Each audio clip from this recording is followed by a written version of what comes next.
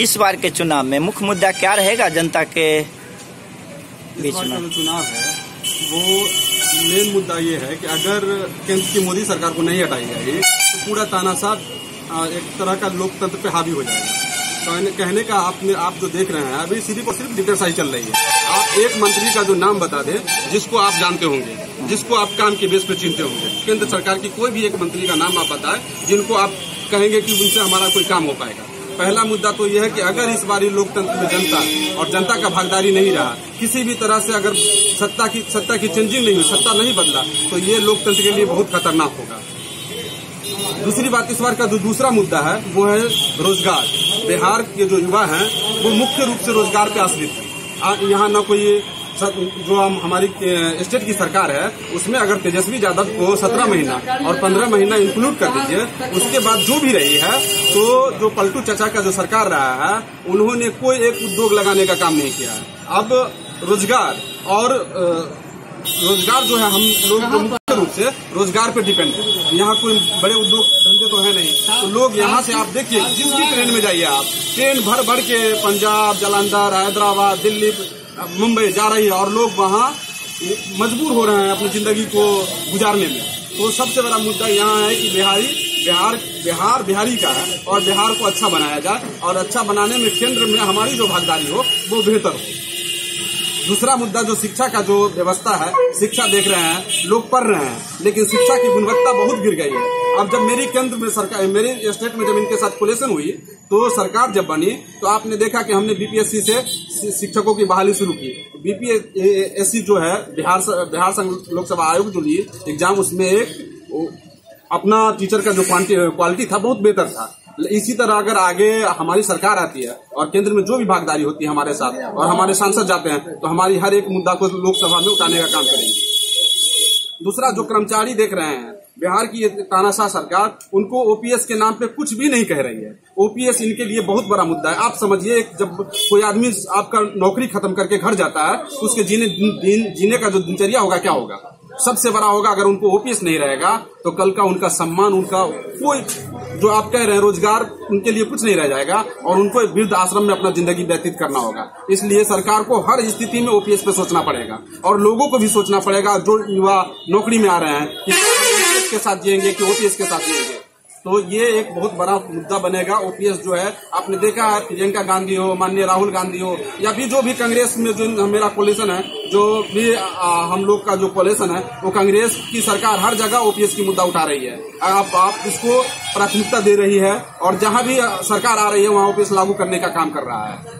तीसरा जो यहाँ देख रहे हैं भ्रष्टाचार, आप जहां चले जाइए, एक थाना जाइए, ब्लॉक चले जाइए, आप अगर आप दाखिल खारिज के लिए जा रहे हैं तो आपको 2000 रुपया से ऊपर मांग रहा है कर्मचारी। फिर उसके बाद जहां भी जाइए पैसा मांग रहा है। अब कहने का मतलब है कि सुशासन का सरकार है, लेकिन आप देख रहे हैं सुशासन का सरकार बिल्कुल नहीं है। दारूबंदी के नाम पर गरीबों को पकड़ा जा रहा है। जो दारू माफिया है उनको कुछ नहीं कहा जा रहा है, खुलेआम दारू बेच रहे हैं। दारू के नाम पर कौन पकड़ा के जा रहा है जेल? गरीब, रिक्शा चलाने वाला, ठेला चलाने वाला, जो अपने घर को स्थिति को बेहतर नहीं कर पा रहा है। आज कॉलेज की स्थिति ये हो गई है कि कॉलेज में क्लास नहीं चल रहे हैं, प्रोफेसर की बहालियां नहीं हो रही है। आप सुने होंगे नो नॉलेज विदाउट कॉलेज। आप जब कॉलेज जाते हो आपके गुणवत्ता नहीं आएगी, आप क्या करोगे आगे?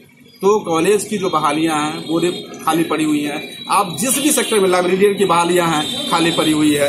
आप शिक्षा, कला, जो भी जाइए, स्पोर्ट्स के क्षेत्र में बहुत बदहाली है। तो ये इस बारी जनता सब देखेगी और अब जनता जागरूक हो गई है। आज सोशल मीडिया का जमाना है, इंस्टाग्राम, फेसबुक, ट्विटर सब देख रहे हैं। मोदी जी को भी देख रहे हैं, वो 10 साल में सिर्फ और सिर्फ जुमलेबाजी कर रहे हैं। आज देखिए जिसको उन्होंने भ्रष्टाचारी बोला आज उनके साथ खड़ा है। आप नाम जिले अजीत दादा पवार, सुविद्यो अधिकारी, अभी अशोक चौहान जो आए हैं उनको देख लीजिए।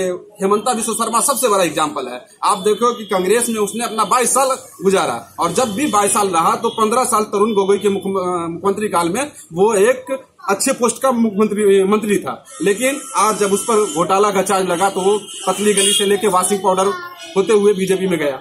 आज उसके पास उस पर सब केस बंद कर दी गई है। आज शुभेंदु अधिकारी टीएमसी का नेता हुआ करता था, आज जब वो बीजेपी में गई उनका सब कुछ धुल गया है। अभी हाल में एक बंगाल के नेता थे जो रेल मंत्री हुआ करते थे, उनका नाम मेरे जहन में नहीं आ रहा है, दिनेश त्रिवेदी या मुकुल राय पहले बीजेपी में गए, फिर बीजेपी में से टीएमसी में आए, और आज फिर जब देखा कि केंद्रीय सरकार चेंज नहीं हो रही है, फिर बीजेपी में है। तो आप इससे क्या चाह रहे हैं कि मोदी जी जो कह रहे हैं कि भ्रष्टाचार खत्म करने की बात कर रहे हैं, कि भ्रष्टाचार को युक्त करने की बात कर रहे हैं? तो जुमले की सरकार को लगता है इस बार जी, और मैं बिहार की धरती से कि बीजेपी कांग्रेस मुक्त करते करते, विपक्षी मुक्त करते करते कांग्रेस युक्त हो गई है। आज उनके 100 से 200 सांसद जो कांग्रेस के सेटिंग सांसद है। तो आप सोचिए, आज इनके पार्टी में रह के ये उनका है, तो कल इनकी सरकार अगर जाएगी तो उसका विचारधारा क्या होगा, उसका आइडियोलॉजी क्या होगा? आप हमें बताइए। आप कहते हैं कि बीजेपी जो है विचारधारा की पार्टी है, हम मानते हैं। क्या उसका विचार यही है कि 2 करोड़ नौकरी बोल के पलट जाना? क्या उसका विचार यही है कि हम इसको जेल भेजेंगे और उसको अपने पार्टी में लाके राज्यसभा भेज देना? आपको क्या समझ में आता है? इनका विचारधारा है। तो जब विचारधारा जनता नहीं समझ रही है, जनता सब कुछ देख रही है। आज आप तेल कैसे खरीद रहे हैं महोदय? आप जब तेल खरीदने जाएंगे, अपने बच्चों को स्कूल लेके जाएंगे, किताब खरीदने जाएंगे, तब आपको लगेगा कि हमारे साथ मोदी जी क्या कर रहे हैं, हमारे साथ हमारी सरकार क्या कर रही है।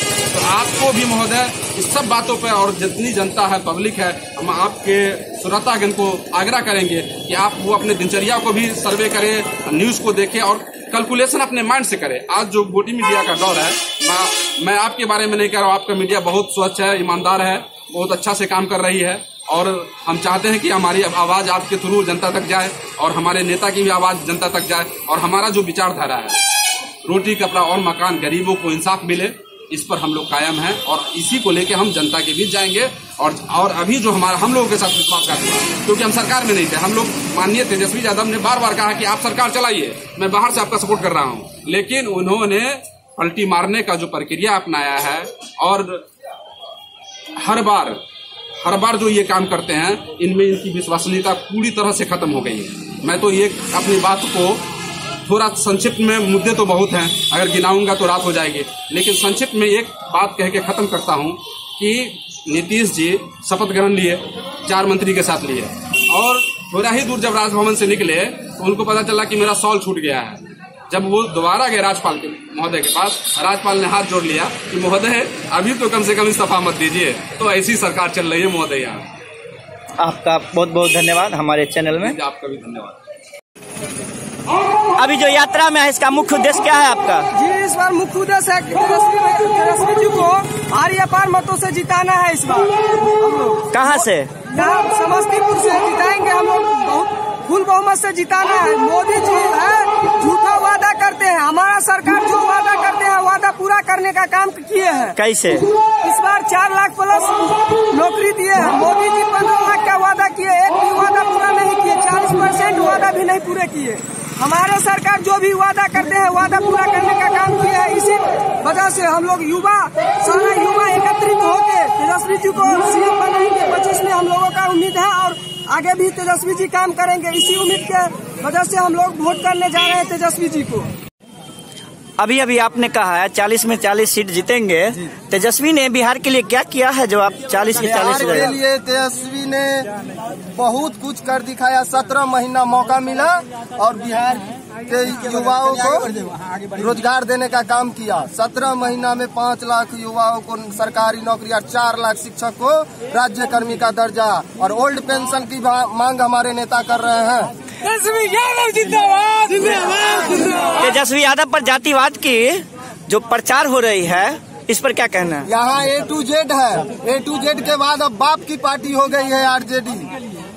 B से बहुजन, A से आगरा, A से आधी आबादी और B से पुअर यानी गरीब की पार्टी। A to Z की पार्टी है तेजस्वी यादव की पार्टी। वोट को कैसे बदलिएगा भीड़ को? आपको किसने कह दिया कि वोट पर दिखाई नहीं दिया जा रहा है? भाई हर जगह उन्हीं का चर्चा है, उन्हीं का बातचीत हो रहा है। अगला भविष्य तो वही है, तेजस्वी जी है। कैसे भविष्य है? इसलिए कि युवा के हित में, बेरोजगारी के संदर्भ में, विकास के कार्य में, सब में तो हाथ उन्हीं का रहा है। पिछले चुनाव के भूल को इस बार कैसे आप परिवर्तन करिएगा?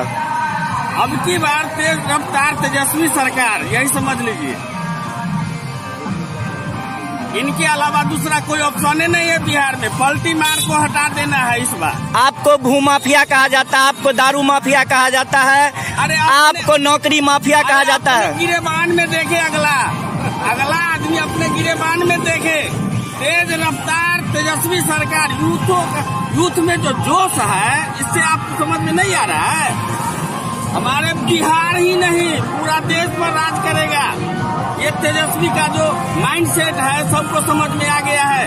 हमारा बिहार अब बिहार नहीं रहा, बहुत आगे बढ़ चुका है और सब समझ चुका है। पलटी मार सरकार को सब जान किया है। इसके लिए आप लोग चिंता नहीं कीजिए, आने वाला फिर से हम लोग का राज है। पिछले बार आपने जो वोट दिया और सत्ता दिया जिनको, उन्होंने आप लोगों के लिए क्या किया?